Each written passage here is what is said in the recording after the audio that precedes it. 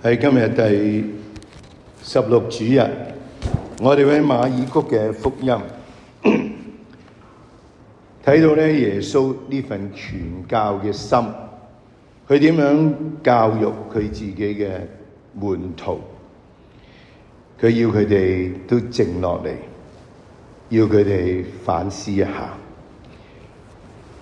當佢睇到有需要嘅呢啲嚟聽佢講嘢嘅人，佢有憐憫嘅心。呢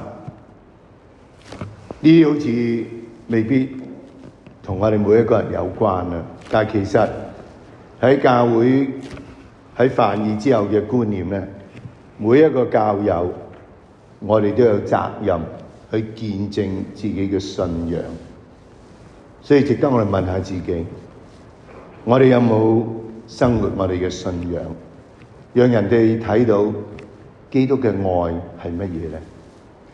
如果冇咧嚇，咁今日好留心聽下呢啲讀經裏頭，天主對我哋每一個人嘅要求。我要成為一個傳信者。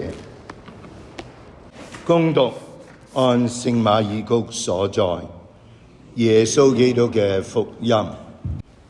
那時候，宗徒都回到耶穌面前，將他們所行所教的一切報告給耶穌。耶穌向他們說：你們來，私下到荒野裏去休息一會兒，因為來往的人很多，以致他們連吃飯的功夫也沒有。他們便乘船私下往荒野去。人看見他們走了，許多人也知道他們要去的地方，便從各城徒步前往那裏，且在他們之前先到達了。耶穌一下船，看見一大夥群眾，就對他們動了憐憫的心，因為他們好像沒有牧人的羊。於是耶穌便開口教訓他們許多事。基督嘅福音。我係一個持有會士啦，我嚟自香港嘅，我亦都係一個進教之佑堂喺鄧鏡波校裏頭嘅本堂神父啦。咁唔知點解今日有啲緊張啊？可能真係好少一見咁多人啊！即係我哋香港間聖堂咧就長啲啊，窄啲啦。所以咧，同一個扇形咁，個個都望到咧，個感覺唔同。同埋呢度真係好多人啊！咁今日嘅讀經正話開始提過啦。如果我哋以呢一個梵二嘅精神提醒我哋，傳教係每一個領咗洗嘅人，你都有呢個使命，係一個使命嚟啊！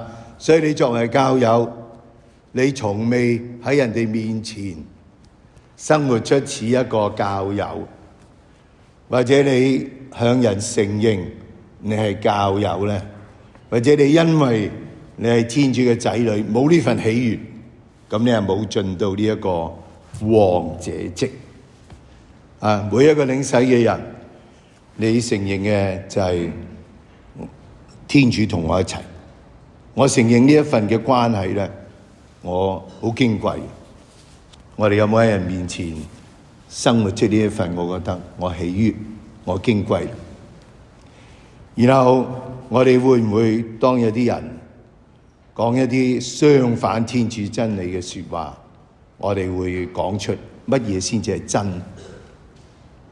如果你從未試過，即係好可能你需要再慕道，因為你都唔夠膽講，話你都唔知係乜嘢。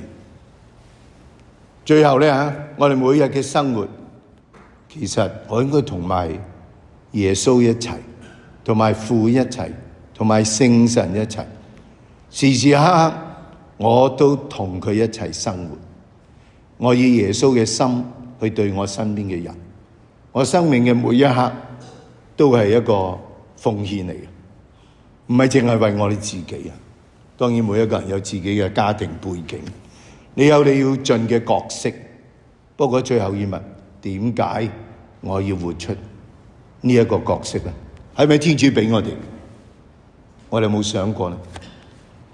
如果我哋冇咧，咁啊真係唔該請大家翻去諗清楚嚇。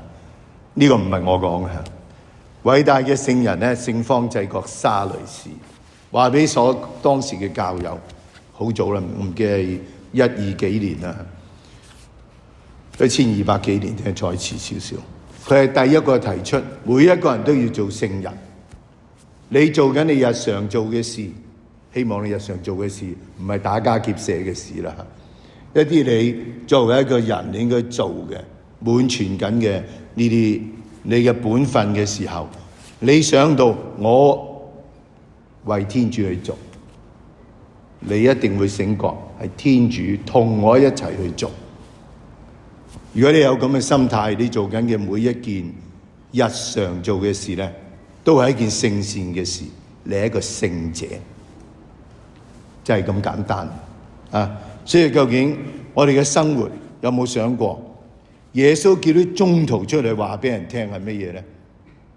耶穌嚟，天主嚟啦，所以天國嚟臨。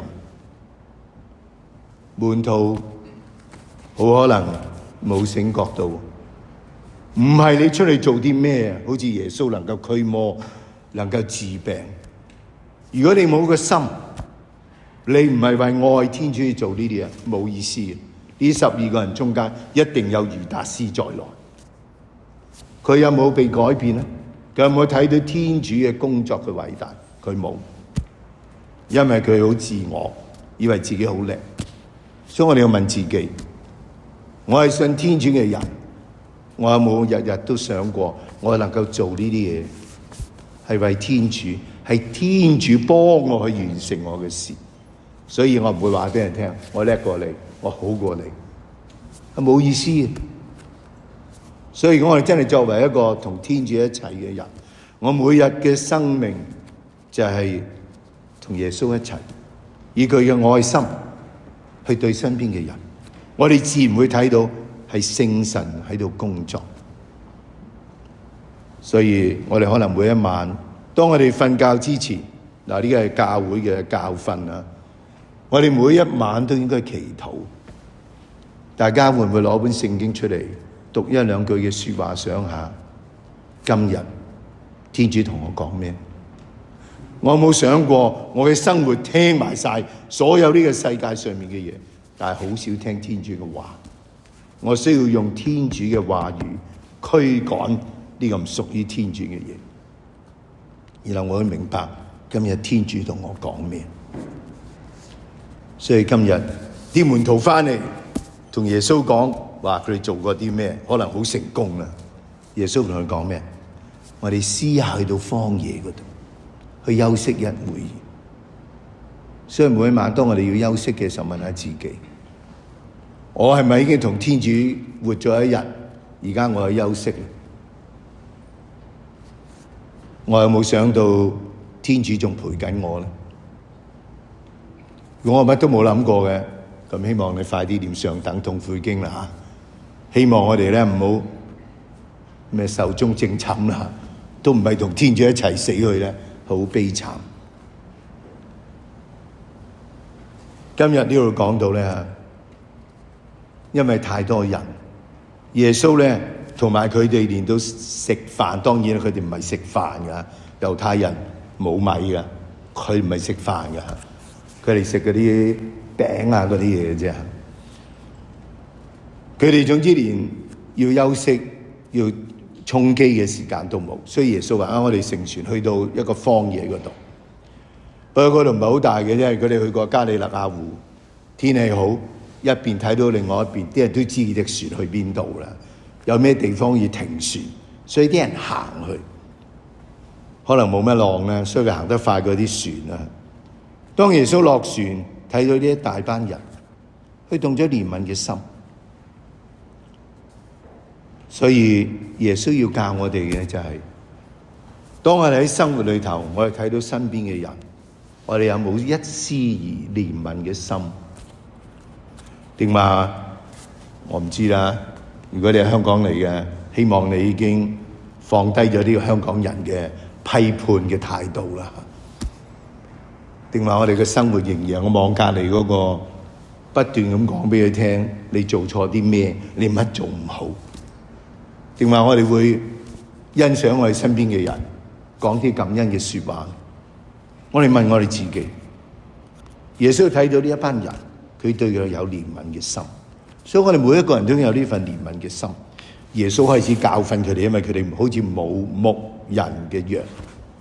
今日我哋會唔會係一個冇人愛我嘅人呢？我會問自己，如果我知道天主愛我哋，無論我幾好幾衰，佢都係咁愛我哋，我哋會唔會因住天主嘅愛催逼我？我將呢份天主俾愛我嘅幸福，我帶俾身邊嘅人。所以今日值得我哋問我哋自己。耶利米亞先知書咧講到啊，我派呢啲人去牧養我嘅羊，結果呢啲人做咩？佢乜都冇做啊！佢哋懷住惡意咁去對身邊嘅人。好簡單，你冇惡意對人，唔好話你冇惡意啦。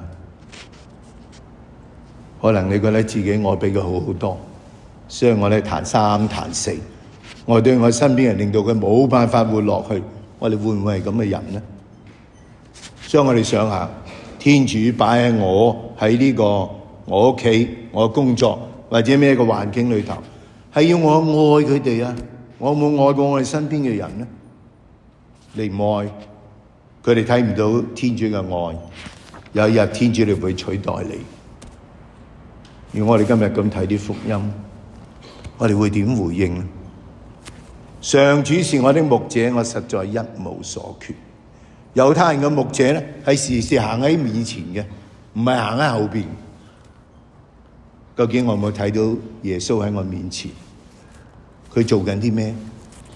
耶穌同佢嘅門徒講：我睇到父，佢做乜我做，我聽到佢講乜我講乜嘢。呢個係耶穌嘅生活。所以我哋話我哋跟耶穌，我哋問下我哋喺生命裏頭有冇睇到父嘅臨在，父嘅愛意，父講嘅說話，我講緊嗰啲說話。如果冇，真係提醒大家唔好話你自己係基督徒，你係掛個名啫，你係活緊一個普通人嘅生活，你唔係同天主一齊。所以今日咧，保祿喺厄弗所人書提醒我哋，我做一個人，以呢個世界嘅態度去對我身邊嘅人，弱肉強食，我剝削佢，定話我好似基督呢份愛意，我掏空我自己，我去愛佢哋呢？我有冇諗下耶穌點能夠死喺十字架上面？因為佢聽話，佢睇到呢個係天父要佢。今日我哋都問下自己，我有冇聽過天主嘅說話？我願唔願意跟住天主嘅步伐去做？我要做一個和平嘅人，我有我嘅意思，人有人嘅意思，好難和平。唯有我哋聽天主嘅意思，放得低我嘅意思，我哋會將天主嘅愛同和平咧帶俾我哋身邊嘅人。